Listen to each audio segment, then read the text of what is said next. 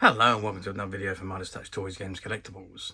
And today we are looking at the 2006 release by Toy Brokers from their Doctor Who series of board games.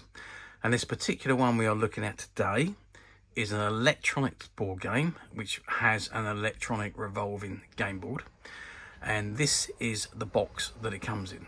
So this is the front of the box, and you can see at the front you've got David Tennant as the 10th Doctor. You've got the Cybermen and you've got the Daleks behind him. And it says Doctor Who with the Doctor Who logo. It's got the time travelling action game with revolving electronic game board. And in the bottom right hand corner you've got the Toy Brokers logo and their web information. Okay, so that is the front of the box, and not a lot else to see on the front. Let's turn the box over and have a look at what we got on the back. Okay, so that is a lot more exciting. So the back of the box shows you the game board with the TARDIS lit up, and it says sound and light effect TARDIS unique electronic revolving game board. So it says Doctor Who the time travelling action game. Contents: one electronic revolving game board, requires 3 AA batteries not supplied. One TARDIS model with light and sound effect. One pack of game cards. 6 Doctor playing pieces. 72 energy tokens. 1 spinner and 1 leaflet, which is obviously instructions. And it says there are many alien life forms roaming the stars, plotting and scheming to alter and control the course of time. You are the Doctor, travelling through time and space in your quest to defeat these forces of evil and save the universe from harm. Slot the TARDIS with its own light and sound effects into the middle of this unique electronic revolving game board, and you're ready to start your journey through time. In this fast-paced and exciting board game, be the first to locate and defeat 4 of the Doctor's most deadliest foes. Time, however, is unstable, and there are regular shifts in the continuum. Wherever this happens, the board will rotate and the enemies you are trying to overcome will move and appear in a new dimension. It says a must for any Doctor Who fan. And there at the bottom you've got the barcode information, you've got the warning logos, not suitable for 3 and under. Toy Brokers logo and web address, and on the bottom right hand corner you've got the BBC logo and the copyright information. And there, of course, you can see an image of David Tennant as the 10th Doctor, as he was in 2006. And just behind him is an image of the TARDIS. And as I say, there is the game board. It's a sound and light effect TARDIS, unique electronic revolving game board. You've got the spinner, you've got the cards, and you've got the tokens, the energy tokens. And then, of course, you've got the Doctor playing pieces, which is shown on the board. Okay, then before we have a look at the game itself, let's just drop the box down. And what does it say on the box there?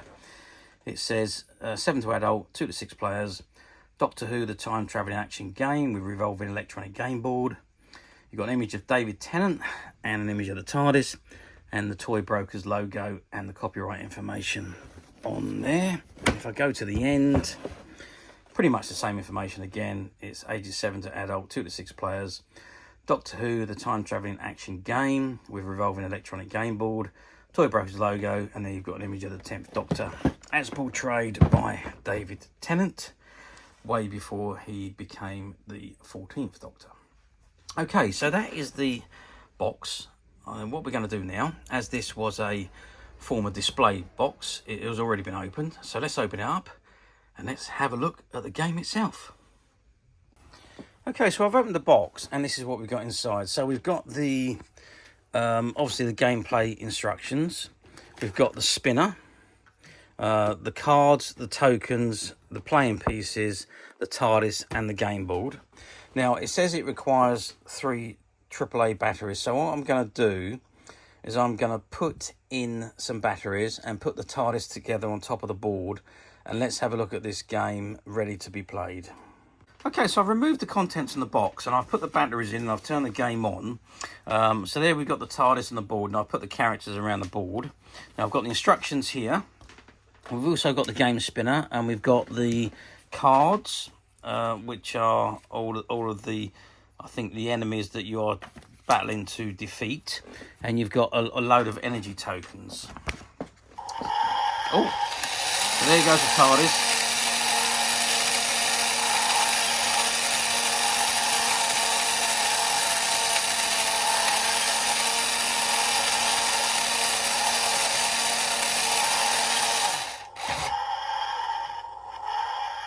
Okay, so you get the TARDIS sound and the board rotates. So, it says, the object of the game.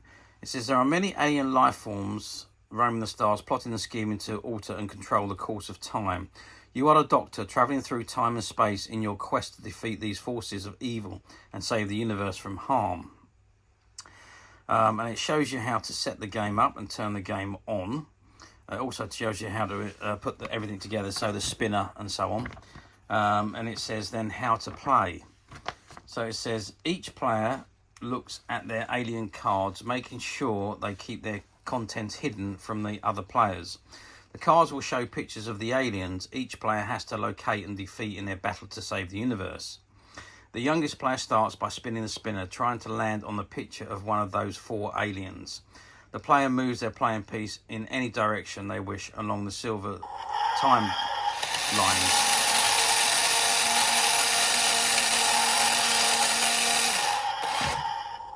Quite noisy. Along the silver timelines on the game board, they can move their player piece any number of spaces up to and including the number shown by the outer ring of the spinner. If they do not land on an alien they are looking for during that turn, play moves to the next player. Players can move in any direction they like, but are not allowed to double back on themselves in any single move. So once you've started moving one way, you've got to continue to move that way for that single move. To defeat an alien, when a player lands on the space containing the picture of one of the 4 aliens they are looking for, battle commences. The player spins the spinner and looks at the energy level shown on the inner ring of the spinner.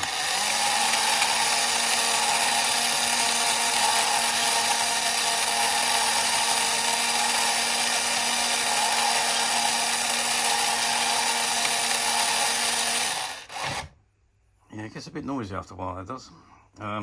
Now they look at the alien's playing card. They will see that each alien also has an energy level from 1 to 6.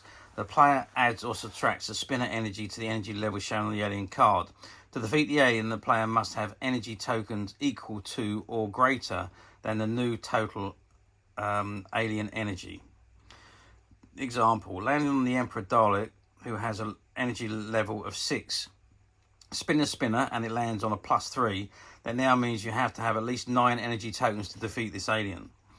Landing on a wardrobe monster who has an energy level of 1, spin the spinner and it lands on a -2.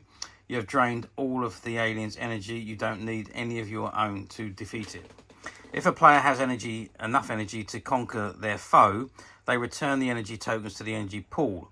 Show the card to the other players, turn it in face up on the table and take another turn. If, however, a player does not have enough energy,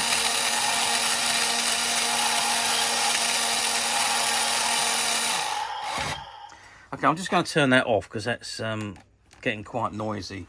It's probably fine when you're playing the game, but when I'm trying to read, it's a little bit noisy.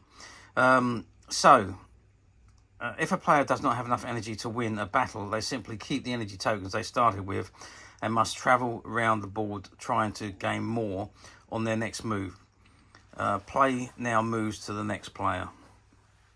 On your journey, as you journey around the board, you may land on the following squares. Time portal. If a player passes over one of these spaces during their turn, they may, if they wish, transport to any other similar time portal space on the board. The journey between time portal spaces counts as one of their spinner moves. So these are the different time spaces, and if you land on that particular square, which is a time portal, or there's a few of them around the board, then you can move from this outer ring to that ring or to that ring. Energy regeneration. If a player passes over one of these spaces during their turn, they may stop if they wish and try and increase their energy reserves.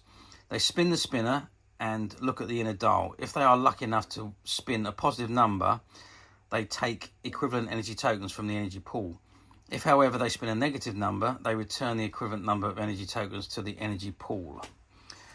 Oh, could be quite nasty.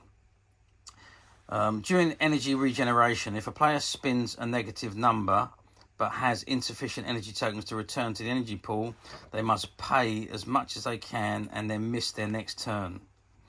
Landing on another Doctor. Only one Doctor can occupy any single period in time. If a player lands on a space occupied by another Doctor, they and their opponent, they send their opponent back to the start. The universe is a very unstable place. From time to time, there will be shifts in the time-space continuum. When this happens, the TARDIS light will flash, its destination sound effects will play, and the ball will start to spin, moving some of the aliens and other spaces to different points in time and different positions on the board. If it's your turn during a time continuum shift, if you have not started moving your playing piece when the shift begins, wait for the shift to end and then have your move. Helpful note, waiting to the end of the shift will allow you to move in a different direction should you wish to. If you've already started moving your playing piece when the shift begins, you must continue in the direction you were already travelling and complete your move. When the shift ends, lift your playing piece and see which space is now occupies and take action accordingly, if they now occupy a useful space. If you have started to battle an alien or have started to spin for energy and not completed the whole move, when a shift concurs, you must stop. Wait for the shift to finish and then see what square your playing piece rests on. Act accordingly to the new space your playing piece now occupies. Interesting. It says, for all other players, play continues as normal on their next turn after the shift. Special note, if a player amasses 10 or more energy tokens instead of moving their Doctor on their next turn, they can decide instead to give one of their alien cards to another player after returning the 10 energy tokens to the energy pool, and they give the card to the player of their choice. Play then moves to the next player. The player receiving the card now has the task of defeating this alien. As players travel around the board, they will of course cover up squares. If you are trying to find an alien but cannot see it, you are allowed to lift up other players' pieces. Just make sure you put them back where you found them. Winning the game. The winner is the first player to battle and defeat all 4 of their aliens and return to their start space. Note, players must throw the exact number to land back on the start spike at the end of the game. Even after defeating all of the alien, players must still spin for energy if landing on an energy regeneration square on their way back to the start space. Good luck, and remember that if you fail to understand any of these rules, don't despair. It's only a game, and as long as everyone's in agreement, the rules can be flexible. So unlock the TARDIS door and set the controls for the future or the past. The choice is yours, and prepare to journey through time and space in your quest to rid the universe from the forces of evil. Okay, so that is the object of the game. Now, I didn't actually start the game first. So I'm supposed to turn it on and press down on the TARDIS light for 5 seconds to begin the game, and then the TARDIS light is flashing as the game commences, and every so often then you will get a time shift and the light will be flashing on top of the TARDIS, which I didn't do when we set it up originally because I didn't read the actual setting the game up instructions, as I'd already placed everything in on the table.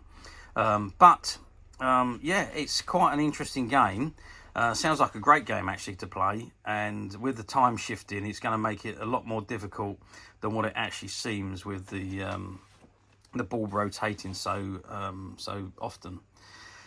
Okay, so how well did this game do? Well, to the best of my knowledge, it done very well. It was one of the first Doctor Who games to be released, really, that was a proper board game with rotating. Well, the only game, the rotating game, I should say.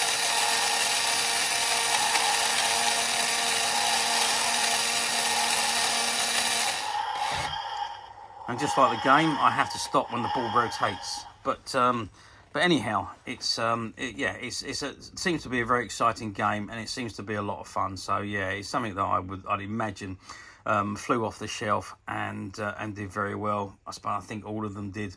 Although you don't really see this particular game around very often. This particular one we're looking at now was a shop display game. So it was displayed in a shop counter for quite some time before being returned to the box and retired to the stock room. And when the company closed down, we actually went in and bought out all their stock, and this was amongst it. So it's a mint condition game. It has never been played with, and as I say, was only used as a display game. Now, finding these games nowadays, well, you can pick them up on quite a lot of the platforms, really, but they are in used condition. I've seen some where the game boards don't work, or there's bits of the TARDIS missing. How the TARDIS no longer, or the game board no longer rotates. So there's some that are available on the platforms, but you find that a lot of them have got some impediment that prevents the game from being played properly. However, this particular one is in fully working condition and in mint condition, and it is, like everything else, available to purchase on the Midas Touch website, which you can get to quite simply by clicking the link below. It'll take you straight to the website, where you'll be able to find this and many other vintage Doctor Who items, and many other vintage toys, games and collectibles come to that. There's over 10,000 products currently available on the website for you to view and purchase at your leisure. And don't forget to hit the subscribe button, because we are uploading videos for every new item that goes into the website. There will be something for everybody, and I am absolutely positive you're not going to want to miss this, because we literally have thousands and thousands of new items which we're shooting videos for and uploading on a daily basis. So if there's something in particular you're looking for, something old that you've never been able to find, something quirky you might want to buy for a friend, or maybe just something from your childhood that you like to own again to help you recuperate those long lost childhood memories, well, stay tuned, keep watching, because you never know, the next item we upload could be that item you've been looking for. Okay, that is it for me on this particular item. I do hope you've enjoyed this very short video. Thanks for watching, and we'll see you again soon.